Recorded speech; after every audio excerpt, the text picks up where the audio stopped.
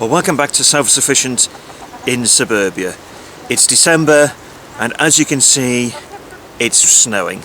Now this is the first snows that we've had since the winter at the start of the year, and we've had a very mild autumn which had some interesting effects on the crops that we grow and the foods that we pick wild. But I've come over here to the chicken run to see how our chickens are coping with the snow, because this is the first time they've experienced it. I can't say that they're particularly impressed by it.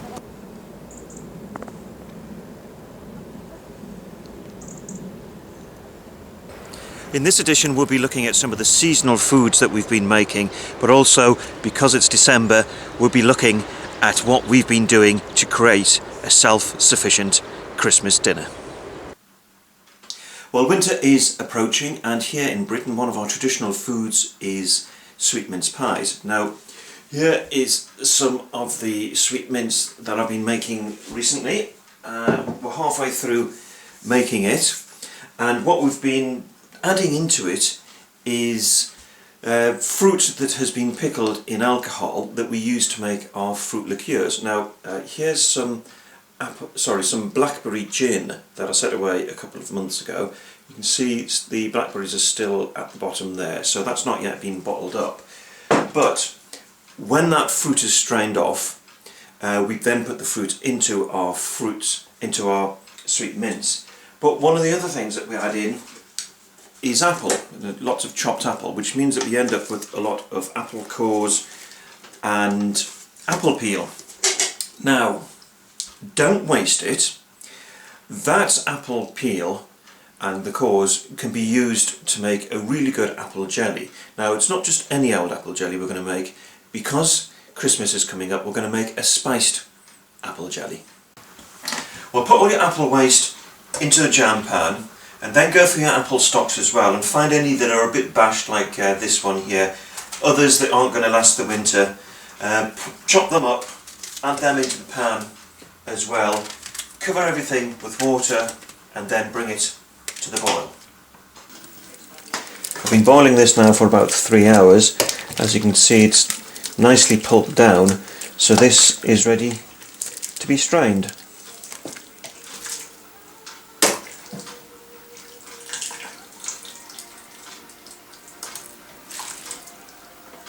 The pulp's now been straining for 24 hours, so what we're going to do is measure out the liquid and put that back into the jam pan. Whilst we're waiting for the pan to heat up, I'm going to show you some of the spices that go into the jelly. We've got here some ground cinnamon. Now that's about a teaspoonful per litre of liquid, and on this side of the plate we've got some ground allspice, about 1/2 to 3/4 of a teaspoon per litre. And then we've also got on the plate here, we've got some cinnamon sticks and some star anise there.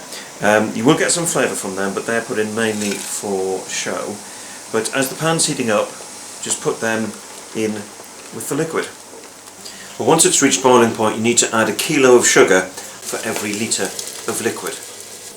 We'll bring it back up to the boil after you've added the sugar and leave it on a rolling boil until it's reached its setting point. Now, you know it's reached its setting point when you put a bit on a saucer and it forms a skin like that one has there, and that means that it's now ready to go into hot sterilised jars. Here is one of the 6 jars that we've made. Lovely autumn golden brown colour to it, and the star anise and the cinnamon sticks have floated to the top, which is useful because that means that people can scoop them off when they open up the jar. So there we go, nice bit of spice jelly ready for the winter. What we're going to do now, towards the end of November, is we're going to feed the bees again, but not using a sugar syrup. We're going to use this to feed them. This is fondant. It's really just cake icing, but it's a concentrated sugar which will feed them throughout the winter.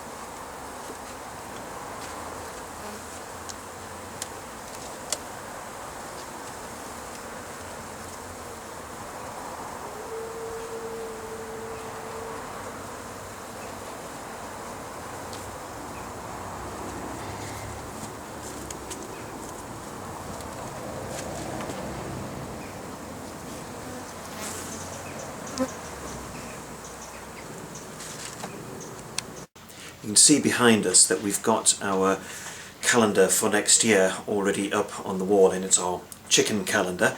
And we've been keeping chickens now for about 3 months, and here are some of the eggs that we've had laid over the last week or so, and I want to show you a couple of them. That's an egg that is being laid by one of our hens that we call Snow White. She's a coral nick and she's completely white, but look at the colour of that beautiful brown egg, and that's just come from today. We've got that today from one of our hens who's just started laying this week, and we've had 2 eggs from her already. So what we're going to do now is we're just going to have a quick look over at the allotment to show you some of the things that our hens rather like eating. One of the things that we've discovered is that our hens like being fed boiled cabbage, and particularly if it's mixed with oatmeal, so it's a bit like a porridge for hens. So I've brought a bucket of our hen mash over, which I'm about to give them, and they're getting rather excited about it. Here you go.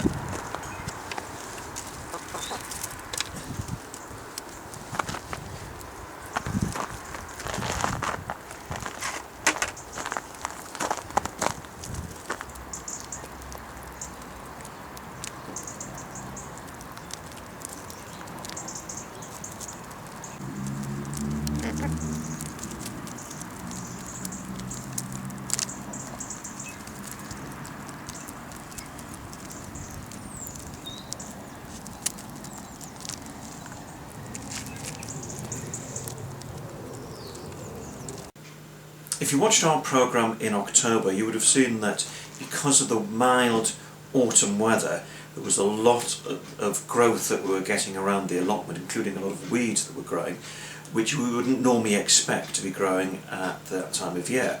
So we went round and we picked a lot of nettle leaves, and we brought them back and steamed them and froze them, and this is all that we've got left now of the nettles because we've been using them. And what we're going to do now is make a pea and nettle soup using the last of the nettles that we've got, and also some of the peas that we picked and froze at the end of the summer. Well, in the pan here we've got some homemade pheasant stock. It's still a bit frozen, don't worry about that, because we're going to be adding in a bowl of frozen peas as well, and also into it we'll be adding the rest of the nettle leaves. Normally we would add in a chopped onion, but for the second year running we're running out of onions right at the start of the year, so instead we're going to put in some chopped shallots and a large leek chopped as well.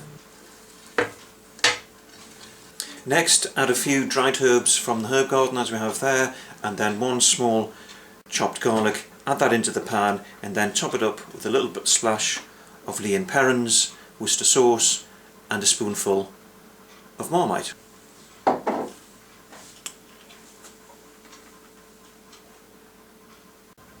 Then just add a little bit of water to the pan to make sure that all the solids are covered. When it's come up to the boil, leave it to simmer for at least 20 minutes. Once it's finished simmering, you can either consume it as it is, or you can blend it with one of these.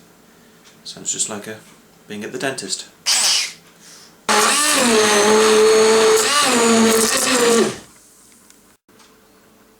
All the contents of the soup were produced locally by ourselves, other than the Marmite and the Worcester sauce.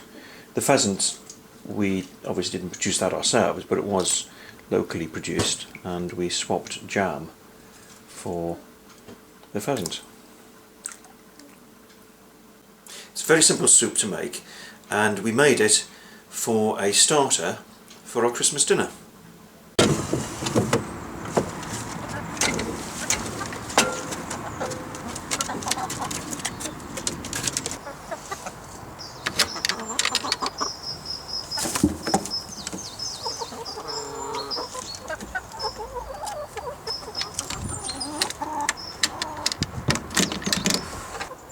We're now getting about 3 or 4 eggs a day from our hens, so we've got lots of possibilities for cooking with eggs now. So what we're going to do is go back to the kitchen and make some Scotch eggs.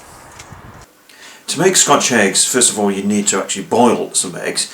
Now theoretically this should be hard boiled, but we're not going to do that. We're going to have a sort of halfway house between soft boiled and hard boiled, because ultimately the eggs themselves will go into the oven to be cooked again, and really we just want to avoid overcooking them. So we're going to give them about 5 to 6 minutes in the pan. You might just be able to hear the eggs boiling away in the background. Now whilst they're doing that, we're going to prepare the sausage meat.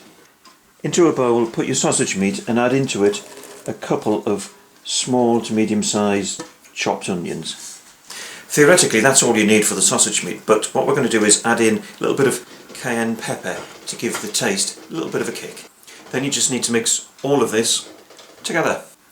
After the eggs are boiled and you've shelled them, you then need to put them into some plain white flour to make sure that they're fully coated. You then need to take a lump of your sausage meat and flatten it out in your hand like that into a bit of a cup shape.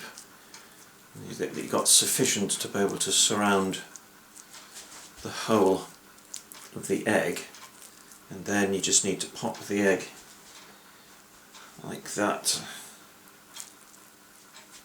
into the sausage meat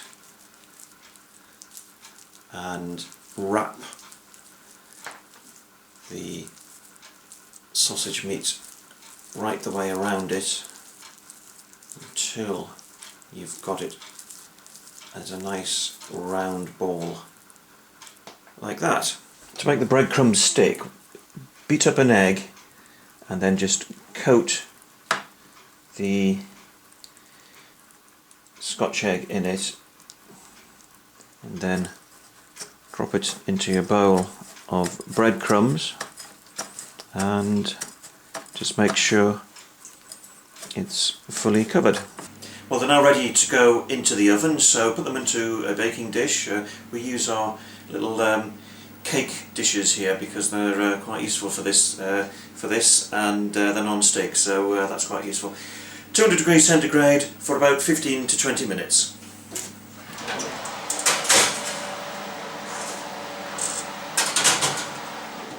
They've had 20 minutes in the oven now, so we're just going to check that they're ready.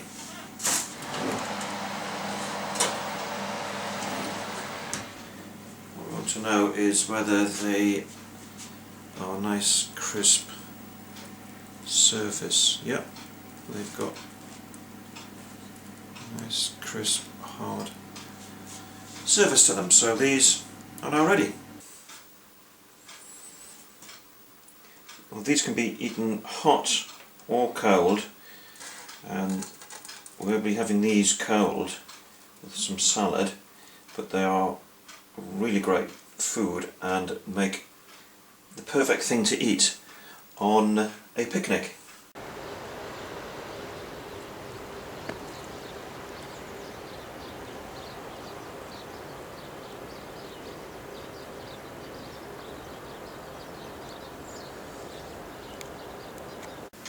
Here in the northeast of England in December we wouldn't normally expect to be finding many berries on our hedgerows, but a couple of weeks ago I went down to my sister-in-law's house down in Kent in the southeast of England, and I discovered that a lot of her rose plants were covered in rose hips, which normally I would expect at this time of year to have been completely eaten by the birds or picked by people like me. So anyway, I nipped out with a bag and picked a whole load of these, and what we're going to do now is make rosehip jelly. Into a pan put coarsely chopped apple and then add in your rose hips.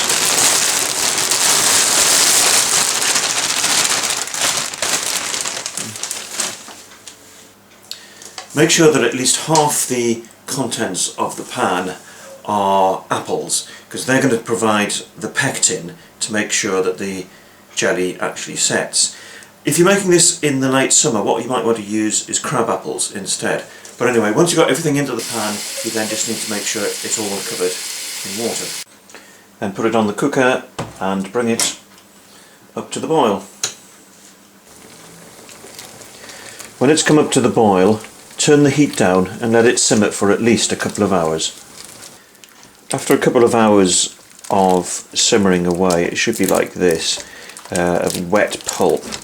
The fruit should either have broken up or, like the apples here, be very soft. So this is now ready to be strained.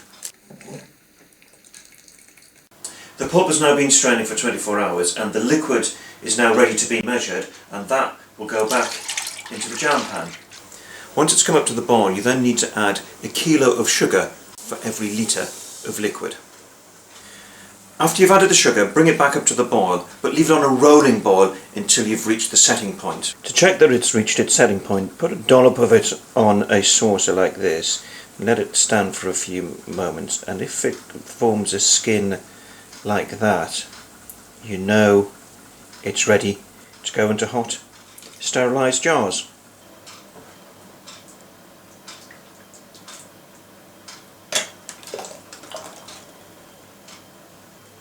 Well, here's one of the 5 jars that I've made. It's hot.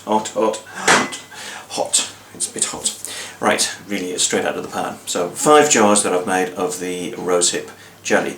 Now, little story behind it is that in September last year I entered my first ever jam competition when I made rosehip jelly, and it was the Wickham and Dunstan Air Training Corps annual garden party, and the jam making competition there was judged by the local vicar, and I won it. So this is definitely one that's worth making.